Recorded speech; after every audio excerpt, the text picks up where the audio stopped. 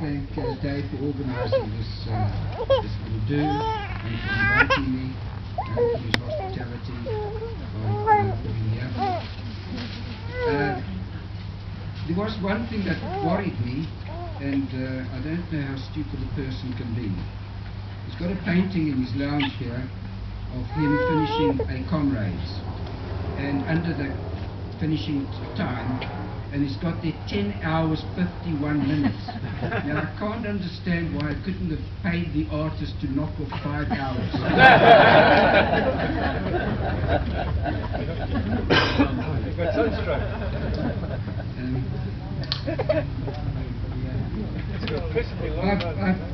I've got some notes here that I've jotted down. I'm not going to tell you how to run the Comrades. You've just got to buy one issue of Runner's World, and it will give you 10 reasons, 10 ways of running faster, of running further, of treating injuries, and it's all there, including quotes from the modern day runners.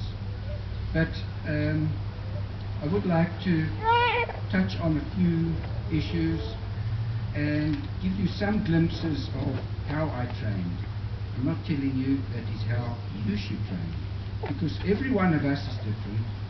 We're different physically, we're different mentally, we've got different aspirations, and so it is very difficult to try and accommodate everyone. When I finished running, and Tim Noakes interviewed me for the first issue of his Law of Running in 1985, he told me that I was hopelessly overtrained and hopelessly over-raced. But I didn't believe him. And I never peaked for a race like you people do today. It was unknown. And I was once asked after winning one Comrades, how long have you been training for this race? And I said, 17 years. There was never a gap between 1 year and the next as to when I trained for this race. So 17 years was the accurate time. I notice some of you have got Comrades history books here, so I better be careful of not telling you too many stories that contradict the historians.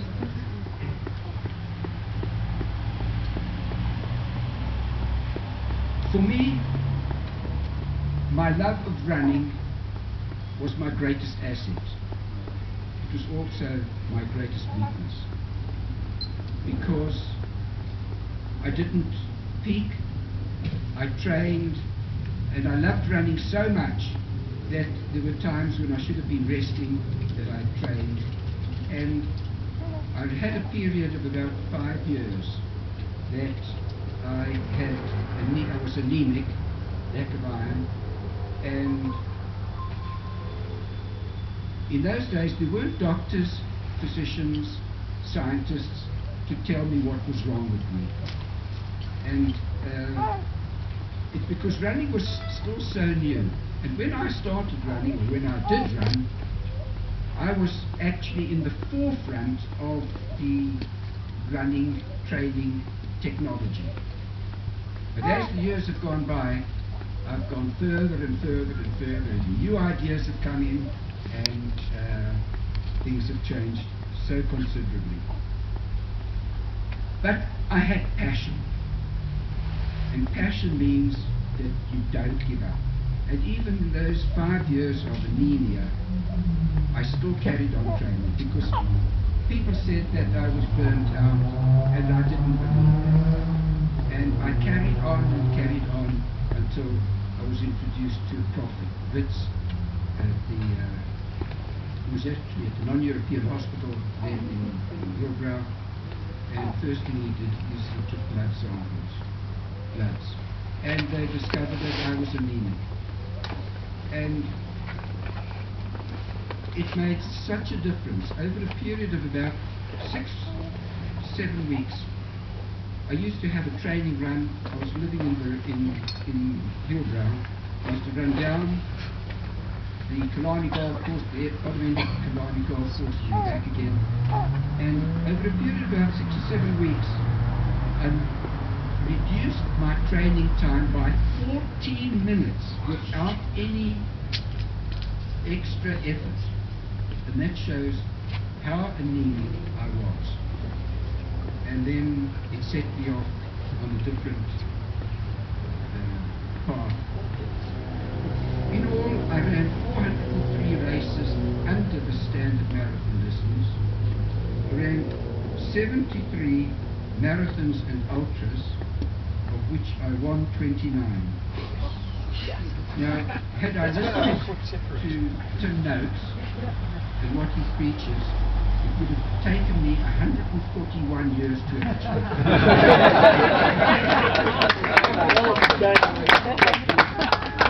So I'm only delighted that I was born before Tim Noakes.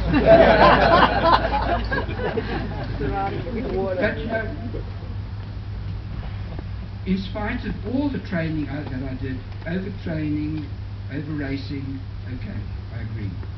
But with passion, you don't give up.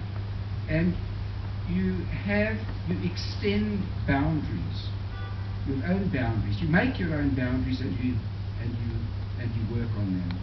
And you know, in my time, as Dave said, in some races I won by 3/4 of an hour and 30 minutes. In 4 Comrades marathons, which total about 220 miles, I ran 168 miles alone ahead of the field. So I had a whole different outlook on running. But my training I did mostly on my own, obviously. There was no one else who ever trained anything like I did. But what I did learn and what happened to me is that when I ran, I believed in winning. That I was imagining, I think big, that I was winning races, big races, entering the stadiums and the crowd clapping, and I would be the winner. And that winning became so ingrained in my mind.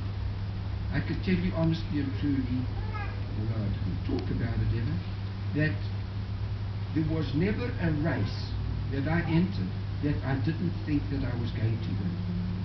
I didn't always win, but never did I think that I wouldn't win. And in spite of my training, that was a plus, so I was very grateful and pleased that I had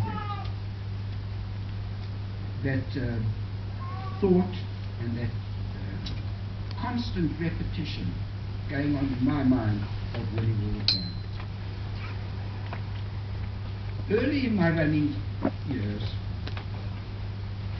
and I ran because all of us have got different reasons for running. Why did we start? What is running all about?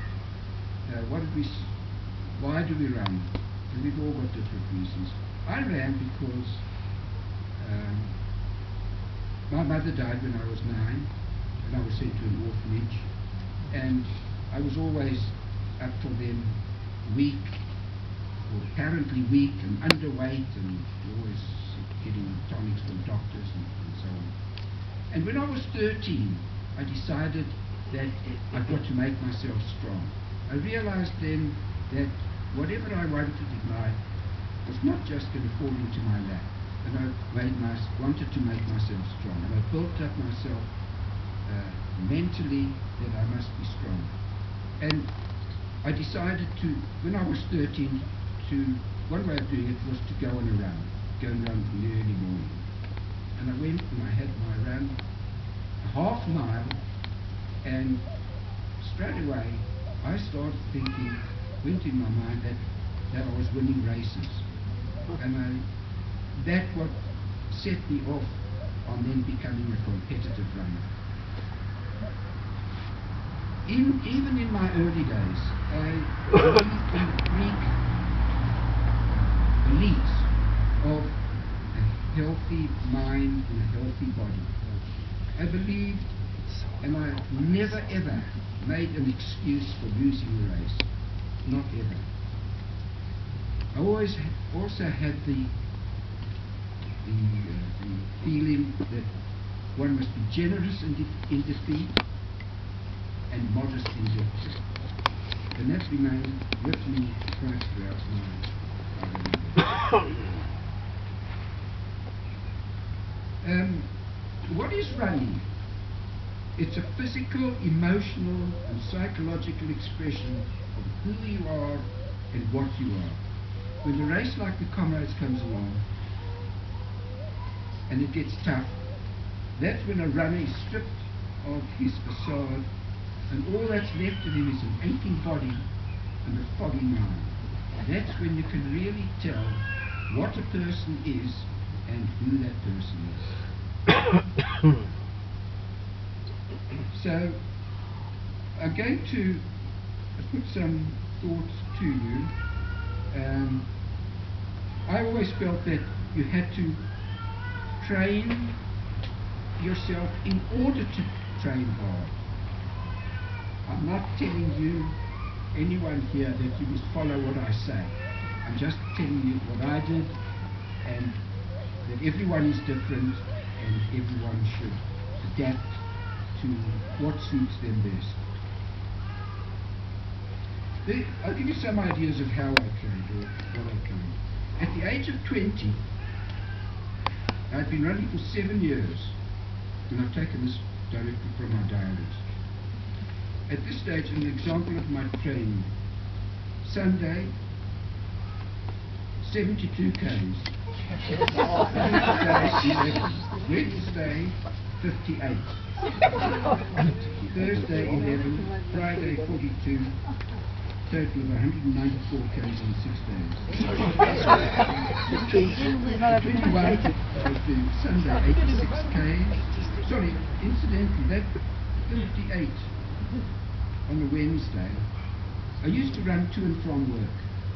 And that 58, I got up and started running at 2:30 in the morning. And I'd run from Hillbrow to Highlands North Terminus, back through town, where I still had street lights to help me, onto Rifle Range Road, Uncle Charlie's, where I could get a cup of tea. If I got there, they opened at 6:30, I could get a cup of tea, but I had to be gone by 7:45. And then I'd run through Long Laughter to Mayfair, and on the Mayfair tram, the 7:30 Mayfair tram into town, Nick van Deventer was a Joburg Harriers ex-light heavyweight boxer turned marathon runner. He was the conductor. He used to swing on the poles, hurling abuse at me, and I kept up with the tram. Because whenever the tram stopped, I would pass it. Whenever the tram would pass me. And one day, I had to be at work at 7:30. That's when the factory opened. I was an apprentice in printing. And by 7:45 we had to present ourselves working. And one day I was 3 minutes late. They opened the doors a little bit late, and I was 3 minutes late. And the foreman, who didn't have much love for running, he stormed across the factory floor and he blasted me for being late and said to me, "What's more important, your running or your work?" And I gave the wrong answer. So I was suspended. There was no inquiry or anything. I was suspended for 2 weeks, and from then on, it didn't stop me running, but I used to make sure that I got to work earlier And when I had spare time, I used to run up and down the mine dumps, which was close to where I worked in Westgate.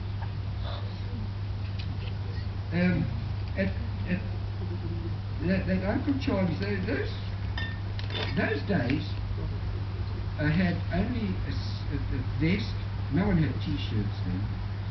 Vest, shorts, tackies, and even in the coldest of winter days, I would run like that, early morning to work, and then again back in the afternoon.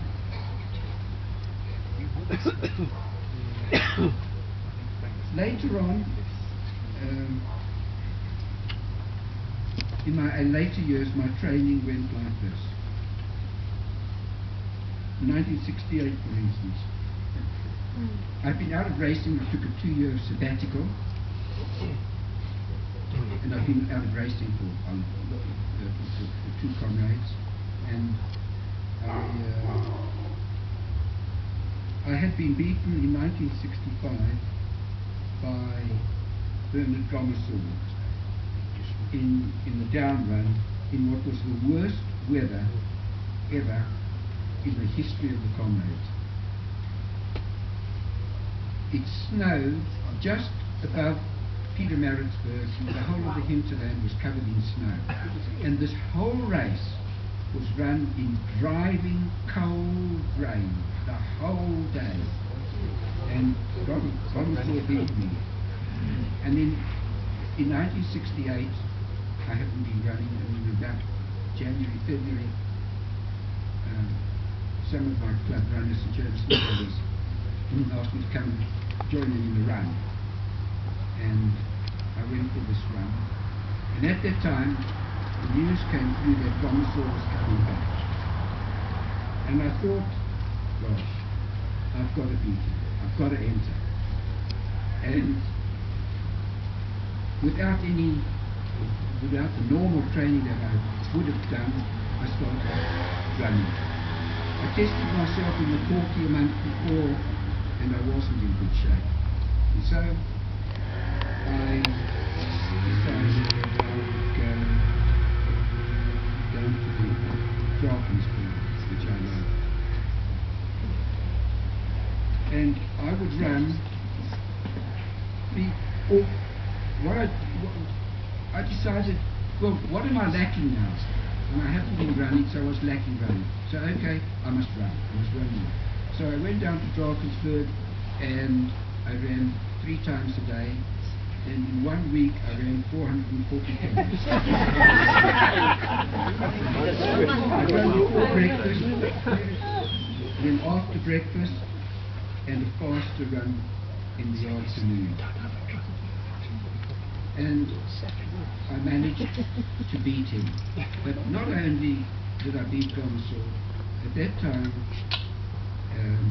they had John Tarrant came out as well, who was reputed to be even better than Gomersall. And he and I had an enormous dice around Camperdown, and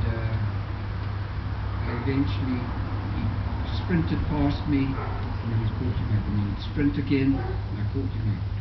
And then he did it the 3rd time, and I thought, no, even though I was really hurting, I would call his bluff.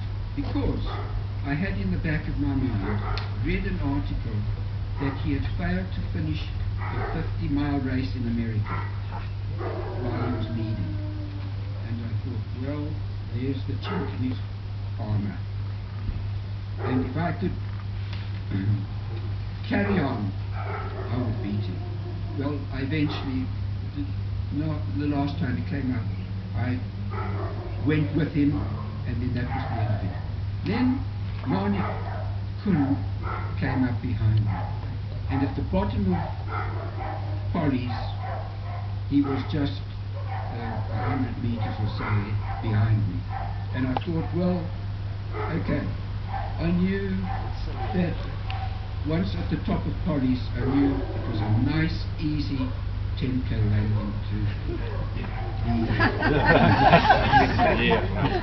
that was in my mind. And my plan was I would go up Polly's as easily as I can, and if he tries to challenge me, I would stay with him and then let go at the top of Polly's. Fortunately, he didn't challenge me, and I went on to win.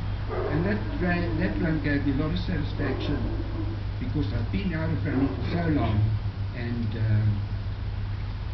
it gave me my 5th win. Then I thought, well, I went back into my easy days, and then started training for, well, I thought, well, maybe try for 6. No one else had done 6 wins, and I started training again late in January, February, and I was in better condition for that year for the 6th win. And I did it, my training runs, I did 50 milers in the morning, and then a fast 16 Ks in the afternoon. And I was running, well, on a Sunday, well, that's like 100, well over 100 Ks. And I felt and I believed that you do your morning run and you come home and you have a bit of a sleep, and then you go out on the track again in the afternoon, and you can time yourself to a bit of a time trial. And I feel that is the working up in the ideal racing condition that one needs when you're tired and you need to push yourself. And I believed, and I really enjoyed that. And you know, if you're passionate and you can enjoy it, well, then it's got to be right. And mentally, that helped me enormously. But the end of that story was that I had booked my flight to go down to this Comrades, and Robin Stamper, who was a pilot, SAA pilot, who was 707s, he said to me, Jackie, come down with me. He's going on a training flight to Durban, and he's passing my house, and come with him. And I said, no, I've booked my flight. And he said, no, man, come with me. It's an easy flight, and there's no difficulty, and you don't have to worry about parking or leaving your car. So I eventually said, well, okay. So we got to the Jamsnuts and got on the plane. There was the instructor with the trainee pilot, and we took off, and suddenly the instructor jumped up and said, pressure in the cabin was not working, and his sinuses are buggered, and he jumped out and called on Robin to come and take over. So Robin takes over, and then they start practicing stalling in midair. And when they came to land, they put a blackboard in front of the trainee's face to ensure that he lands on the instruments alone. And I was standing here watching him and But anyway, the worst part of this is that for breakfast they had some pies and coffee, but the warmer wasn't working and the pies were cold. And pie and breakfast. Got to Maritzburg, went to the hotel, and then I got diarrhea. Like, oh, well, I don't have to tell you what diarrhea. 6 o'clock that evening, the hotel. Next day is the race, and I'm just in and out of the venue. And I couldn't. There was no one. I didn't know what I could do. No one there to help me, and I eventually got to bed at about 10 o'clock, and that I was still not right. Next morning I woke up, and I was still in and out of the loop. I daren't go to the finish, to the start, because of the queues at the toilets, and there was just no chance. So I stayed at the hotel for as long as I could, and I got to the start just 10 minutes before, and then like I realized I had several stops, and at one stage I was lying like about 10 or 12, and I pushed myself and pushed myself. I wanted that last race it to end up in a positive way, but I was beaten. I picked up from there, and I really tried like I never tried as hard before, and they beat me. Bagshaw beat me, and Dave Hodgskiss finished ahead of me. But of all the rains, of all the Comrades runs I ran, I reckon that race of mine, my last Comrades, I think was probably, all in all, my best effort ever. But it was unfortunate, and that was the end. I might just tell you the few little, and some other races I ran. I ran some races that I should never have run, and I won some races, and I lost some races that I should have won. But things go like that. And I think when you're pushing limits, things don't always go your way. I was selected for the Empire Games to run.